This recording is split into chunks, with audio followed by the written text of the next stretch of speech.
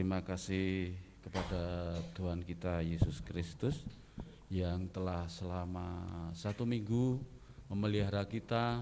Kita telah banyak mendapat kemenangan di dalam Tuhan.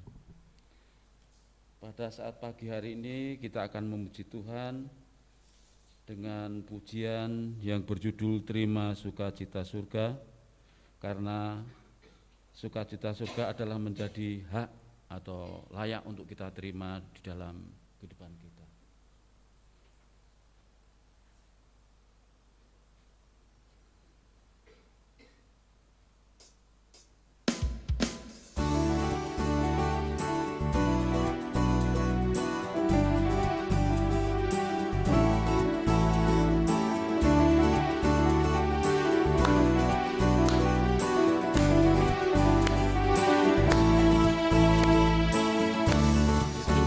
Cinta surga itulah yang berkatan bagi jiwa, dapat rasakan kasihnya di tengah badai yang bergelora.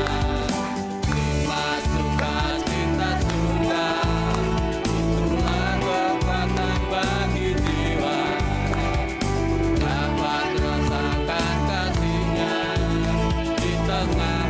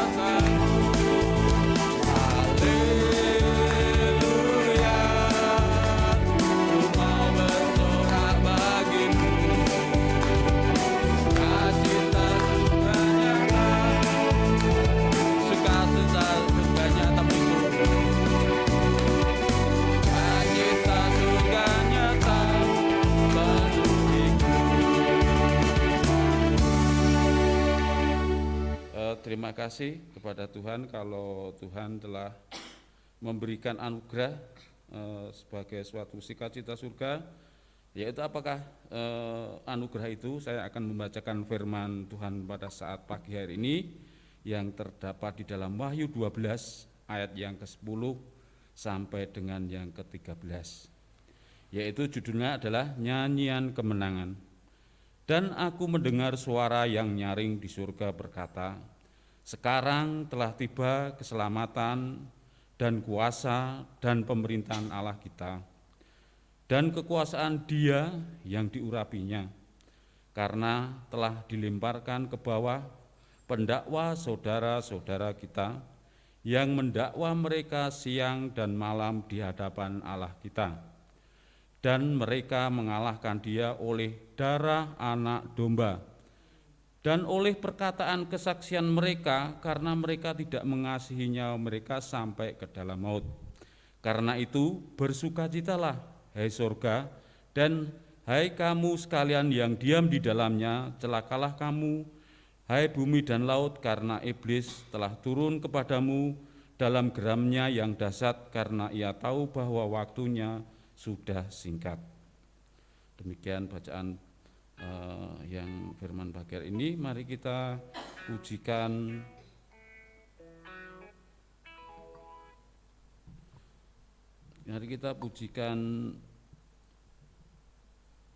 bentar ya. Sekarang telah tiba.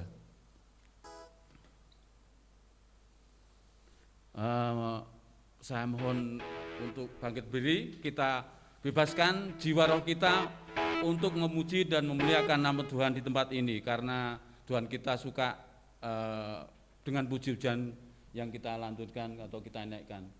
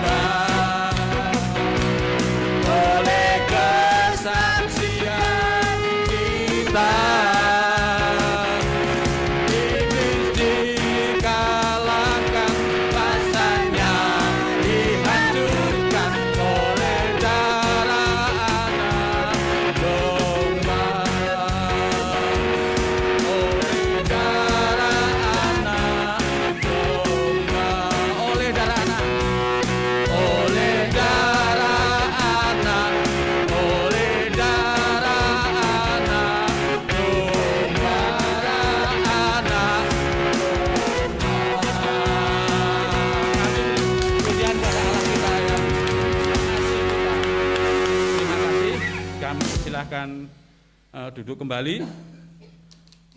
Tiba saatnya kita akan mendengarkan firman Tuhan, karena kita telah merasa berkemenangan dan kita akan diisi oleh firman. Mengalirlah kuasa Roh Kudus.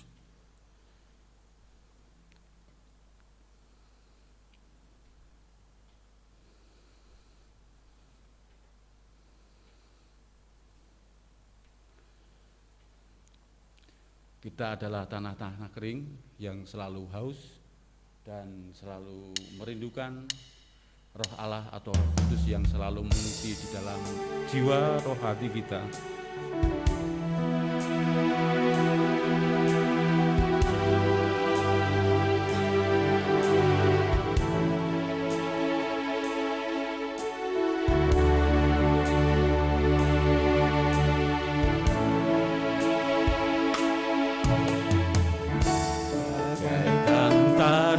Kering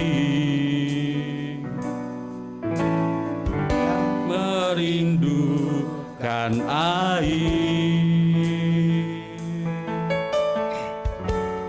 demikianlah jiwaku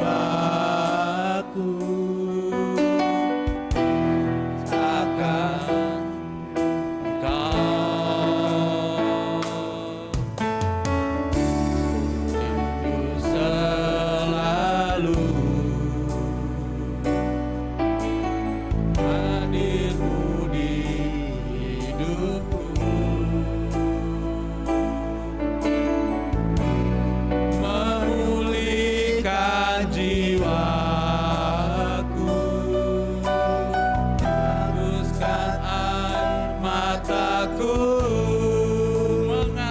kuasa roh, mengalirlah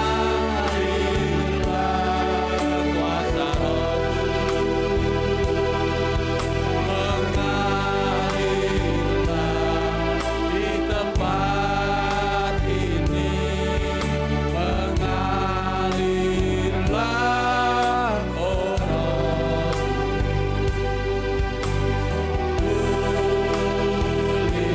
pulihkan, mengalirlah kuasa roh, mengalirlah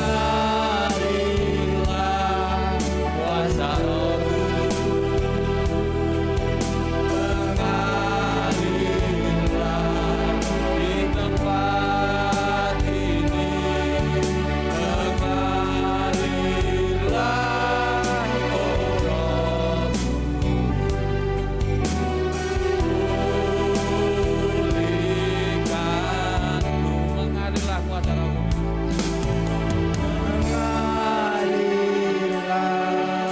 kuasa roh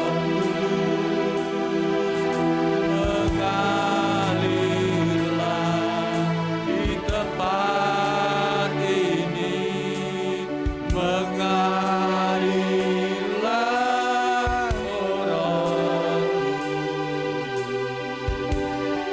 pulihkan,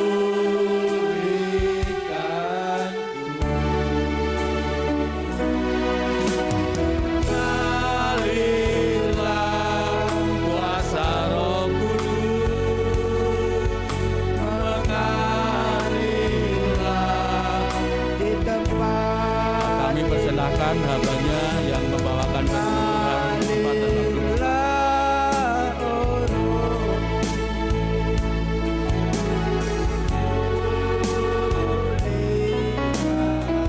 Mengalirlah kuasa Roh Kudus, mengalirlah kuasa Roh Kudus, mengalirlah di tempat ini, mengalirlah oh Roh pulihkan.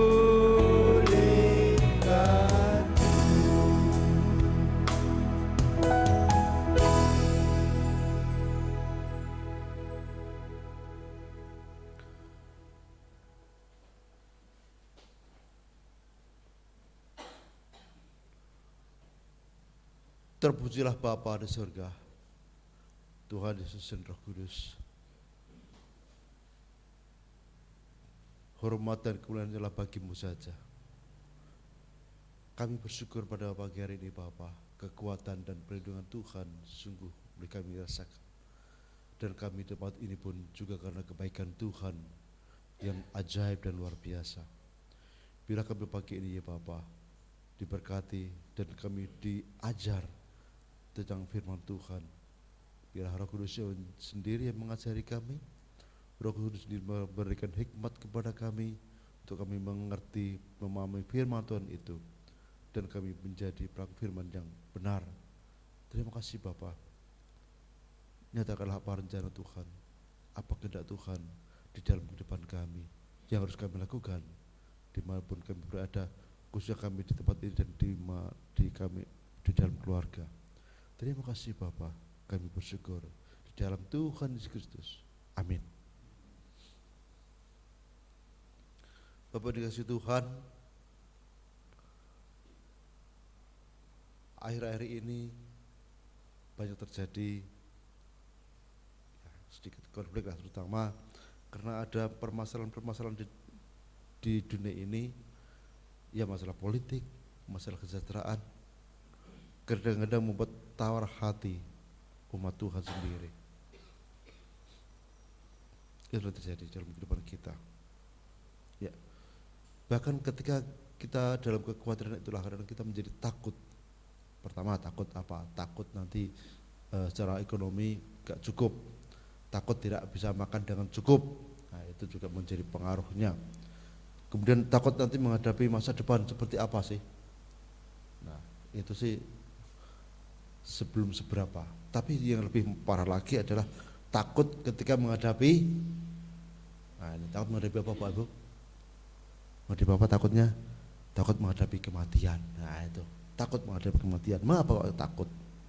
Nah, mengapa sih banyak orang yang takut menghadapi kematian? Apa sih masalahnya kok takut? Nah, tentu ada masalahnya. Bapak Ibu kasih Tuhan, pagi ini saya akan menyampaikan tentang dunia orang mati sajalah, gampang saja, kalau saya terlalu banyak. Tapi inilah bagaimana kita sebagai orang percaya ketika kita nanti sudah meninggalkan dunia ini, khususnya tubuh dan roh ini sudah terpisah alias mati. Bapak dan Tuhan, mari kita coba lihat sejenak di dalam Lukas pasal 16. Lukas pasal 16. Ya. Ayat 30, ayat 19 sampai 31.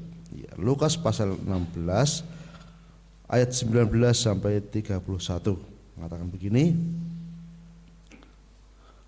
Orang kaya dan Lazarus yang miskin.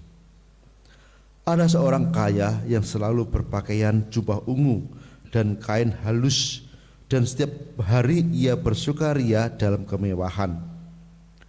Dan ada seorang pengemis bernama Lazarus, badannya penuh dengan borok, berbaring dekat pintu rumah orang kaya itu.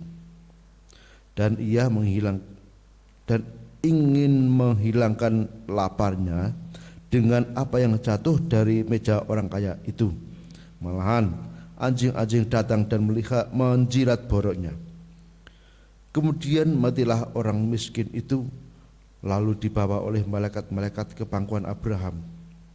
Orang kaya itu juga mati, lalu dikubur. Dan sementara ia menderita sengsara di alam maut, ia memandang ke atas, dan dari jauh dilihatnya Abraham dan Lazarus duduk di pangkuannya. Lalu ia berseru, katanya, "Bapak Abraham, kasihanilah aku. Suruhlah Lazarus supaya ia mencelupkan ujung jarinya ke dalam air dan menyejukkan lidahku, sebab aku sangat kesakitan dalam menyala api ini." Tetapi Abraham berkata, "Anak, ingatlah bahwa engkau telah menerima segala yang baik sewaktu hidupmu, sedangkan Lazarus segala yang buruk. Sekarang ia mendapat hiburan dan engkau sangat menderita. Selain daripada itu, di antara kami dan engkau terbentang jurang yang tak terseberangi, supaya mereka yang mau pergi dari sini kepadamu ataupun mereka yang mau datang dari situ kepada kami tidak dapat menyeberang.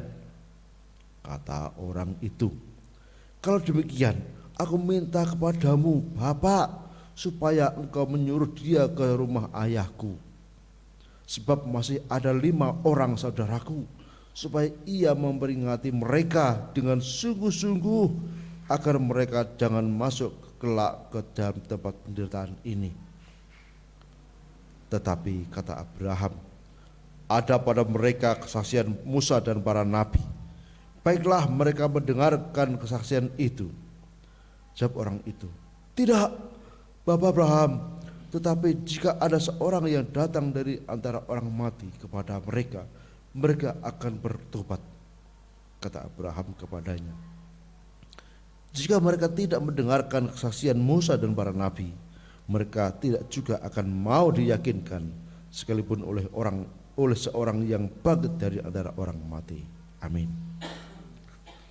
Nah, Bapak dikasih Tuhan, kadang ada orang yang bertanya-tanya, seperti apa sih dunia orang mati itu? Enak apa ora? Bahkan ada yang sering sembrono mengatakan, yang mereka sudah mati aja mereka kerasan di sana, mereka kan nggak pernah pulang. Ya bagaimana mau pulang? Sudah dicemplungin, dalam bahasa Jawa dicemplungin, dimasukkan ke dalam tempatnya masing-masing. Bagaimana mereka tahu? Bahkan ada juga yang masih sembrono dengan kata-katanya. Di neraka kan juga banyak orang-orang yang cantik, orang-orang ganteng, di sana banyak temannya. Bagaimana akan mikir ke orang-orang cantik, orang-orang ganteng, dalam penderitaan kok mau memikirkan hal-hal yang enak seperti di dunia? Enggak ada semua itu. Nah, Bapak dikasih Tuhan, itulah yang sering kita dengarkan dan menjadi buah olok-olokan bagi orang-orang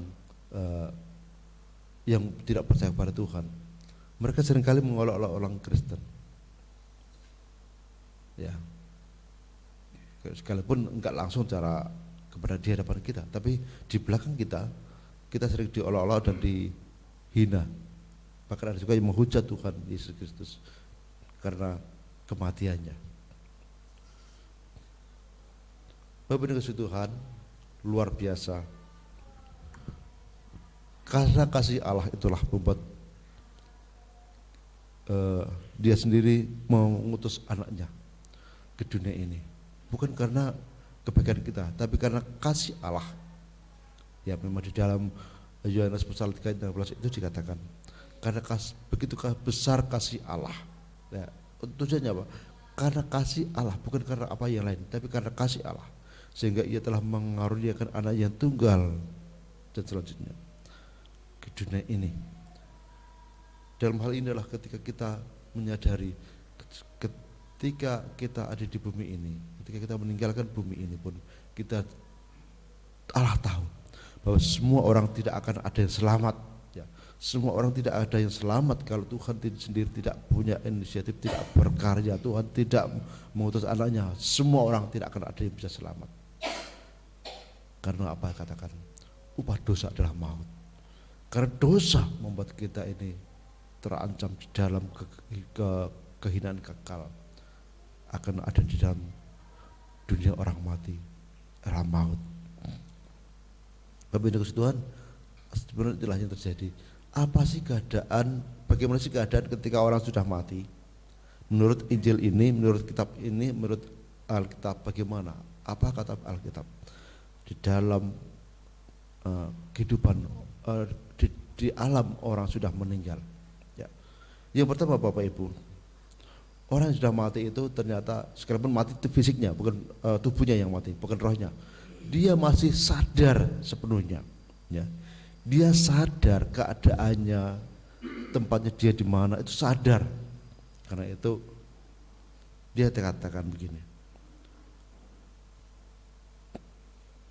Di ayat yang ke 23. Orang kaya itu juga mati, lalu dikubur, dan sementara ia menderita sengsara di alam maut, ia memandang ke atas dan dari jauh. Nah, disinilah dilihatnya Abraham dan Lazarus duduk di pangkuannya. Dia sadar seperti ketika di dunia ini, dia memang benar sadar. Bukannya tidur ya Bapak Ibu, bukannya tidur. Beda artinya dengan ketika Yesus mengatakan orang mati itu tidur. Tapi bagi kita mengatakan begini, memang secara fisik sudah mati. Bukannya terus kita ketika tidur itu kita tidak sadar enggak, tapi ketika kita dalam kematian itu kita sadar sepenuhnya. Sadar sepenuhnya ketika orang mati itu dia di mana, keadaannya seperti apa, dia tahu. Jadi jangan menganggap sudah mati nanti enggak tahu apa-apa. Jangan berkata seperti itu, jangan beranggapan seperti itu. Sadar sepenuhnya ketika kita sudah mati. Karena itu sebelum kita masuk ke dalam alam maut, baru kita sadari apa sih keadaan kita saat ini. Dan yang lain Bapak Ibu yang perlu kita pahami, ketika kita nanti di dalam alam maut itu pun juga alam kematian atau dunia orang mati, kita masih mengenali orang-orang yang pernah kita temui, bahkan orang yang belum pernah kita temui pun kita bisa mengenalinya. Ini coba dikatakan di sini.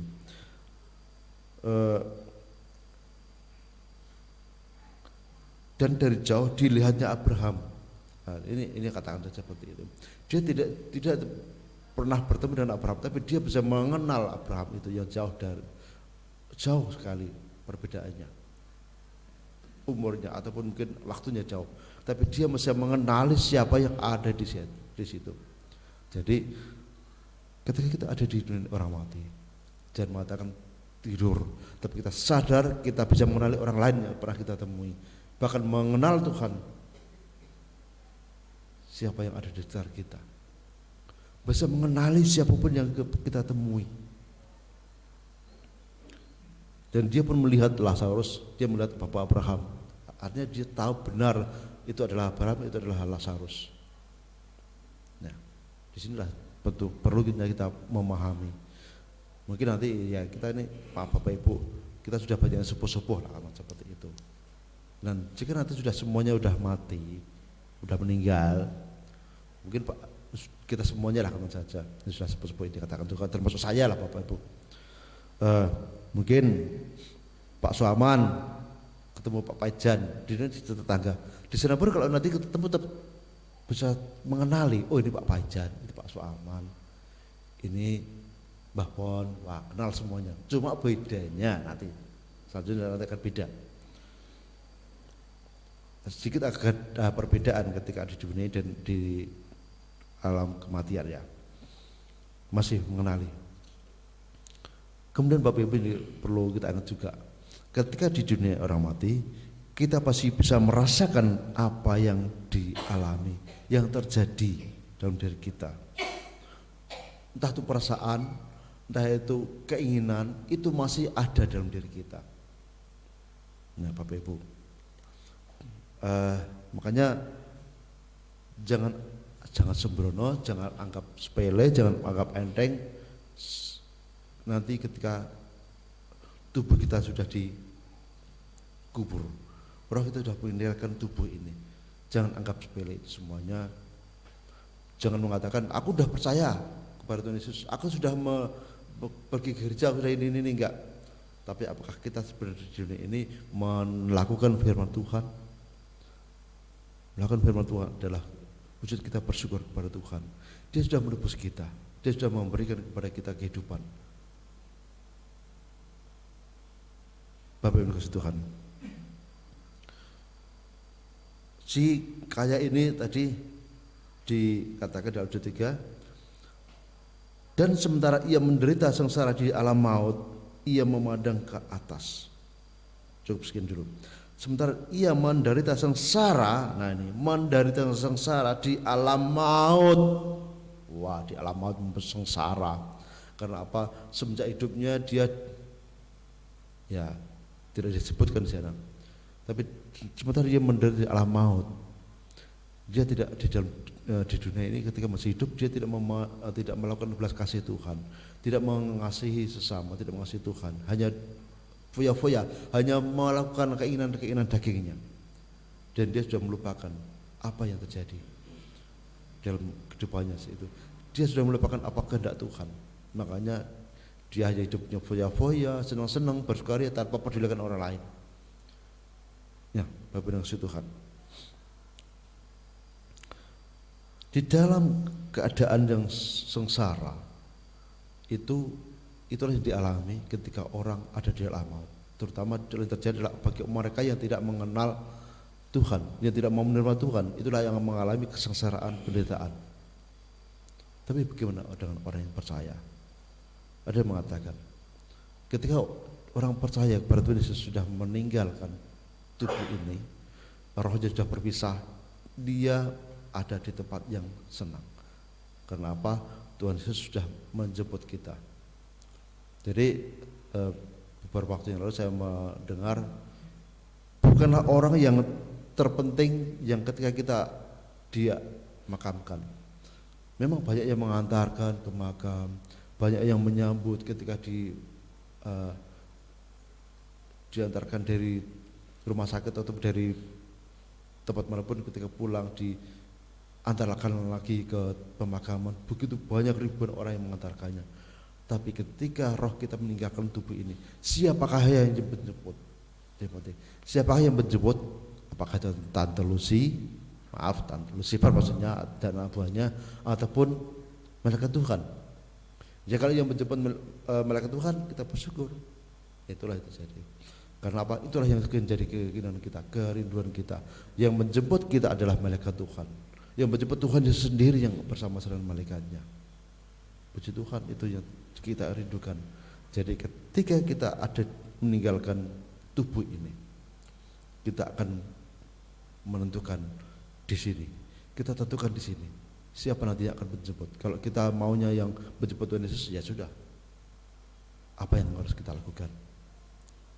Lakukan belas kasih kepada sesama, mengasihi Tuhan dan sesama, itu yang terpenting. Kemudian yang lain Bapak Ibu, ketika kita sudah mati, ternyata kita masih ingat keadaan di dunia itu. Jangan kita mengatakan aku serahkan iblis di dunia, tapi ketika kita sudah meninggal pun ternyata kita masih ingat. Coba Bapak Ibu dengan ayat yang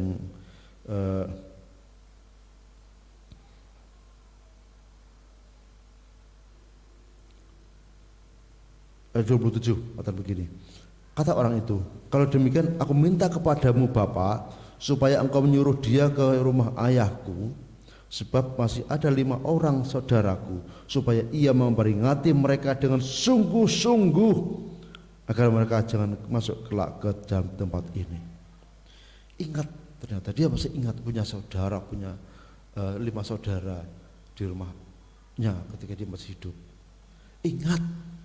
Masih ingat, benar-benar ingat, karena dia masih sadar Bapak Ibu, bukannya lupa. Dia masih ingat ketika ada di bumi itu bagaimana, ketika ada di dunia masih hidup. Jadi jangan kita sembrono keadaan kita sudah mati. Bapak Ibu Tuhan, ingat tadi dikatakan dia masih ingat ketika ada di dunia ini sebab yang dilakukan. Sekalipun dia sudah mati, tapi ingat, sungguh-sungguh ingat, sadar. Kalau kita masih di sini mungkin masih sering-sering lupa Bapak Ibu. Tapi ketika sudah mati pun ternyata roh kita ingat semua apa yang terjadi. Ya, ingat. Nah, disinilah orang si kaya ini dia ingat masih punya 5 saudara yang yang hidupnya tidak benar. Makanya dia mengatakan memperingati mereka dengan sungguh-sungguh agar mereka jangan masuk kelak ke dalam tempat ini. Makanya disinilah yang terpenting perlu kita sadari, kita ingin pahami, kematian ini sungguh-sungguh akan terjadi. Ya, kematian itu akan sungguh-sungguh terjadi dan kita semuanya pasti, pokoknya mungkin pasti ya Bu Gembala ya, pasti mati. Itu yang perlu kita sadari. Saat ini kita pahami benar bahwa kematian itu pasti kita akan hadapi semuanya. Sebab nanti tempatnya berbeda. Tuhan itu akan memisahkan siapa yang percaya kepada Dia, yang menerima Dia, yang mengenal Dia, ataupun dia yang menolak, yang menghujat dan melawan. Nanti akan dipisahkan. Itu yang perlu kita juga pahami. Kemudian yang lain Bapak Ibu, di dalam Matius juga dikatakan, ya, Matius 22, itu ketika kita sudah mati, roh ini tidak ada yang namanya hubungan suami istri. Maksudnya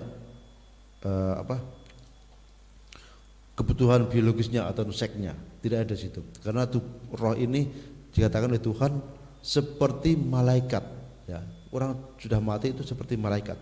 Tidak ada alat kelamin untuk yang di bumi ini. Karena apa? Itulah yang dibutuhkan ketika masih ada di bumi untuk melanjutkan keturunan, ya. Jadi Bapak Ibu kasih Tuhan, maaf ini saya sedikit menyinggung. Saya beberapa kali bahkan pernah sedikit dialog segala benar. Nah, Bapak Ibu kasih Tuhan, dalam Wahyu juga dikatakan setiap hari kita memuji Tuhan, setiap hari kita mengagungkan nama Tuhan, menyanyi memuliakan Tuhan. Jadi bukan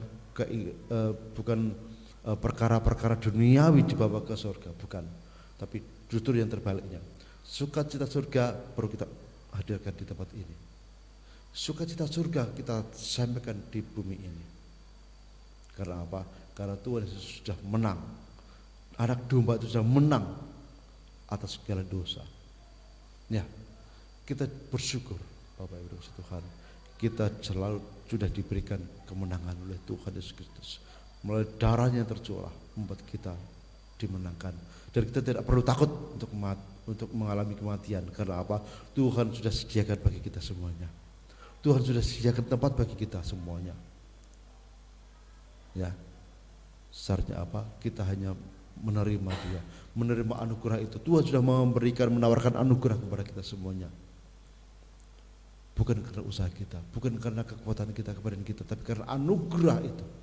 Seharusnya adalah kita menerima anugerah itu. Siapa anugerah itu? Tuhan Yesus sendiri anugerah itu.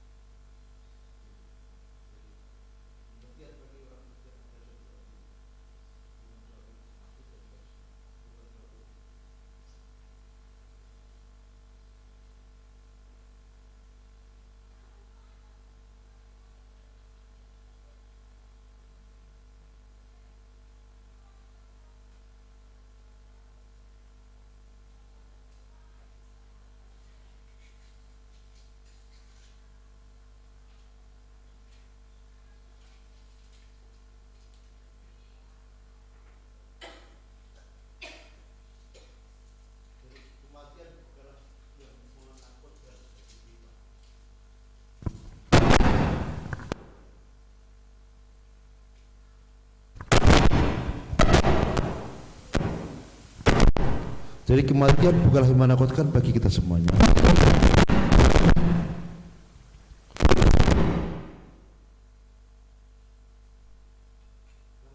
Juru selamat.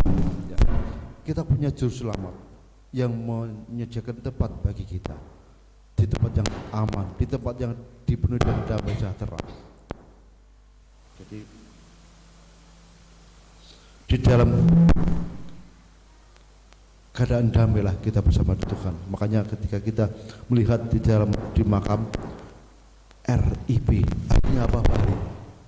RIP apa artinya?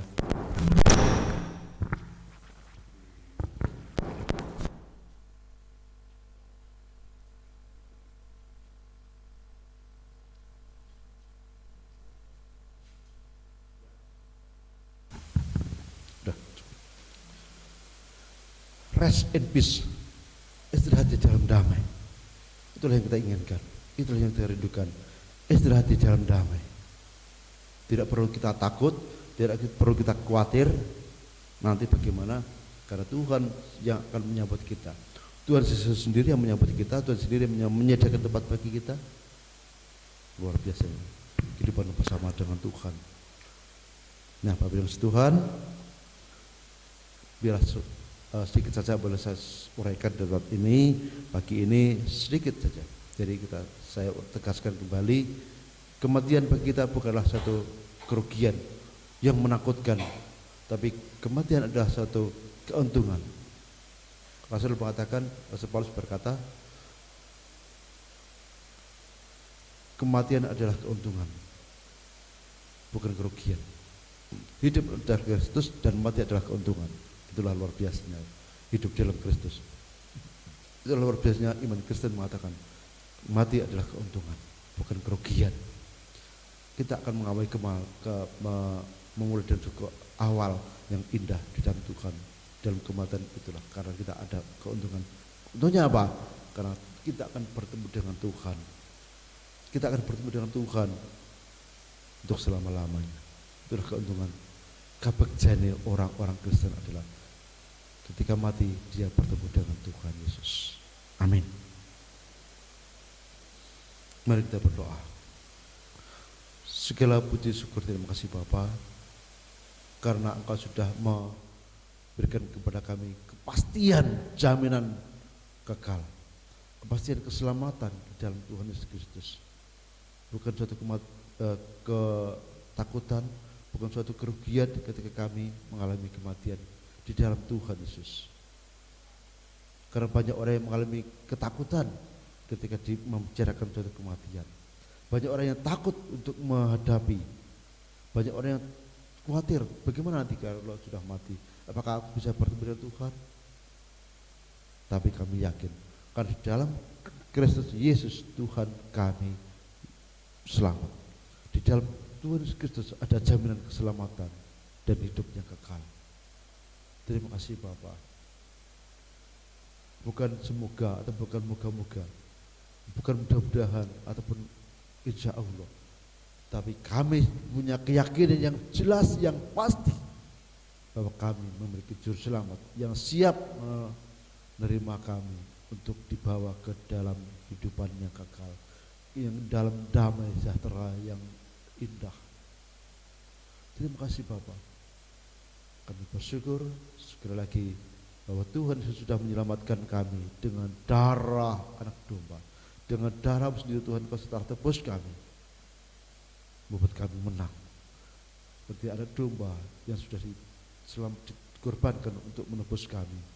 Itulah juga Tuhan Yesus yang sudah menebus kami. Tuhan Yesus sudah menyelamatkan kami dari alam maut pada kehidupan yang kekal. Terima kasih Bapak. Itulah sukacita yang Tuhan berikan kepada kami. Sukacita surga yang boleh kami terima, kehidupan yang kekal bersama dengan Kristus. Terima kasih Bapa, terima kasih Tuhan Yesus, terima kasih Saudara Kudus. Biarlah kami semuanya selalu ingat bahwa kasih Allah itu lebih besar daripada yang ditawarkan oleh dunia ini. Kami ingat bahwa banyak saudara kami yang masih belum mengenal Tuhan dengan sungguh-sungguh, sekalipun mereka Kristen, tapi belum mengenal Tuhan dengan sungguh-sungguh dan belum menerima Tuhan. Dengan itu Tuhan Yesus, pakailah kami untuk mengajarkan kepada mereka yang sudah percaya namun mereka belum memiliki kepastian, mereka masih dalam keraguan-raguan. Tuhan Yesus, pakailah semua anak-anak Tuhan agar kami memberitakan Injil Kristus itu dengan sungguh-sungguh, dan saudara kami pun dibawa kepada keselamatan yang kekal di dalam Kristus Yesus Tuhan kami. Terima kasih Bapa. Haleluya. Dalam nama Tuhan Yesus Kristus kami berdoa. Amin. Monggo.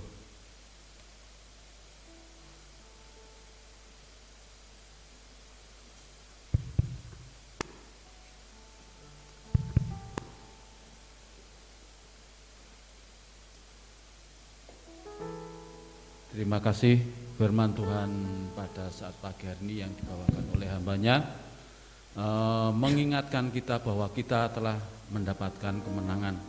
Itu adalah suatu anugerah, bukan karena kekuatan atau bukan karena keinginan kita, tapi kita adalah orang-orang yang telah dipilih Allah untuk diselamatkan.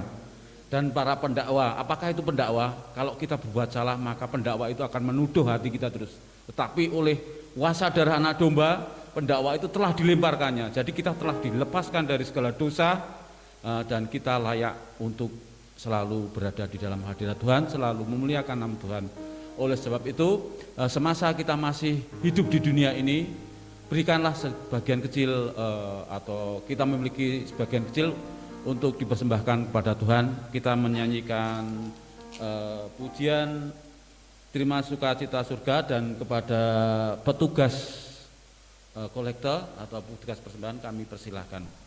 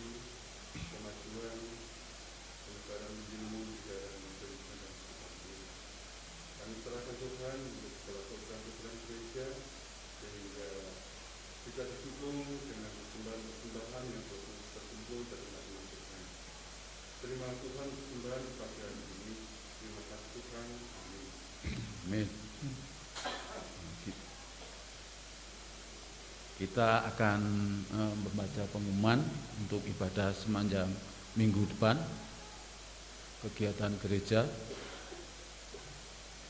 Pertama, persekutuan perempuan hari Selasa tanggal 22 November pukul 16 WIB, firman Tuhan Pendeta Muda Nurmala STH, pemimpin pujian Ibu Ning yang berketempatan di tempatnya Ibu Ngatini. Untuk persekutuan pria hari Selasa 22 November 2022 pada pukul 19 atau jam 7 malam. Firman Tuhan Bapak Matias STH, pemimpin pujian Bapak Suwatno, tempatnya di tempatnya Bapak Suwatno. Untuk persekutuan keluarga hari Jumat tanggal 25 November 2022 pukul 18, firman Tuhan Bapak Haryanto, pemimpin pempujian Saudara Edison, tempatnya di Bapak Haryanto. Persekutuan remaja tanggal 26 November 2022 pukul 16, firman Tuhan Saudari Maria, pemimpin pujian Saudari Karis, pemain musik Saudara Fetrik, tempatnya Saudara Deborah atau di gereja.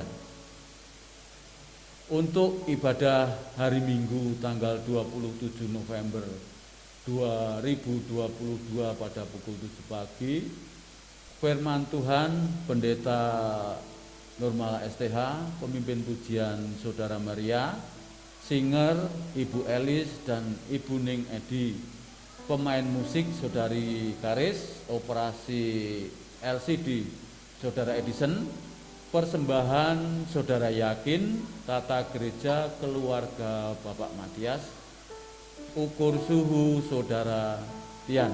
Demikian untuk pengumuman sepanjang minggu besok.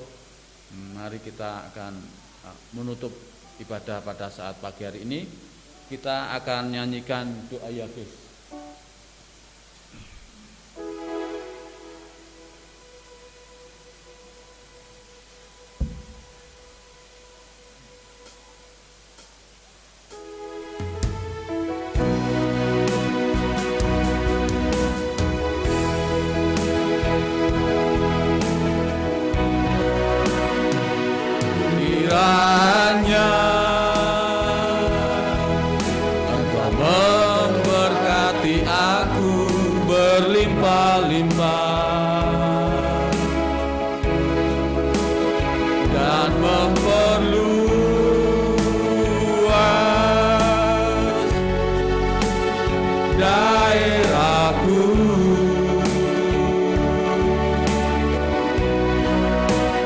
Dan kiranya tangan-Mu menyertai aku dan melindungi aku daripada malapetaka, sehingga kesakitan tidak menimpa.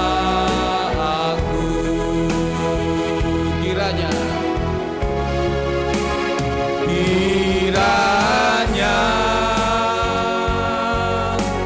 Kau memberkati aku berlimpah-limpah dan memperluas. Kami serahkan kepada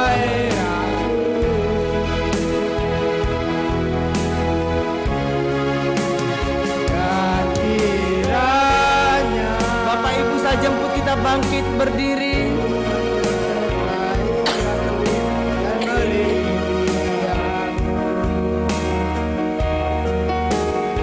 daripada malapetaka, sehingga kesakitan tidak menimpa.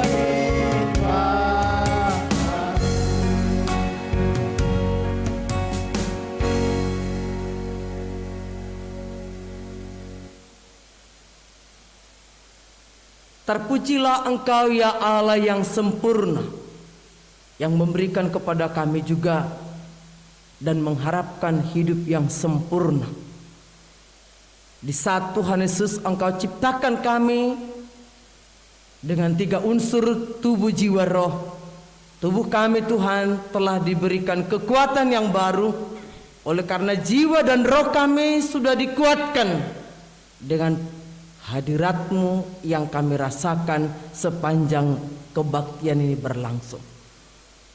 Karena Tuhan, biarlah seluruh kekuatan kami dengan kesehatan yang prima yang datang dari Tuhan akan memuliakan Engkau dengan kami mempergunakan waktu beraktivitas sepanjang minggu ini, sehingga nama Tuhan dipermuliakan dan jiwa dan roh kami yang kadang-kadang Tuhan juga terbawa situasi kondisi yang kami hadapi, membuat kami kadang kehilangan sukacita, kehilangan damai sejahtera, kehilangan semangat hidup. Tapi hari ini Tuhan, Engkau memberikan kami Tuhan sukacita surgawi yang membuat kami selalu kuat dan menjadi umat lebih daripada umat pemenang.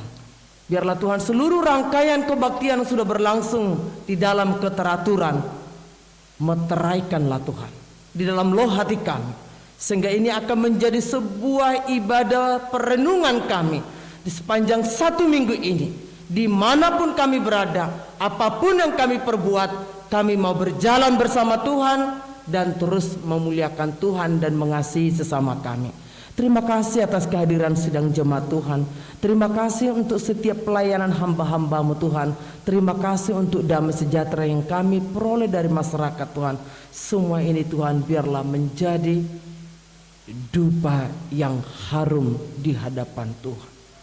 Dan akhirnya Bapak Ibu Saudara yang terkasih, yang sudah menerima berkat yang dari Tuhan, biarlah kita arahkan hati pikiran kita kepada Dia dan menerima berkat yang daripadanya. Semoga Allah damai sejahtera menguduskan kamu seluruhnya, dan semoga roh, jiwa dan tubuhmu terpelihara sempurna dengan tak bercacat pada kedatangan Yesus Kristus Tuhan kita. Kasih karunia Tuhan Yesus Kristus dan kasih Allah serta persekutuan dan penghiburan dari Roh Kudus menyertai kita sekarang sampai Maranatha, Tuhan Yesus datang yang kedua kalinya. Bersama-sama kita katakan, Bapa, terima kasih.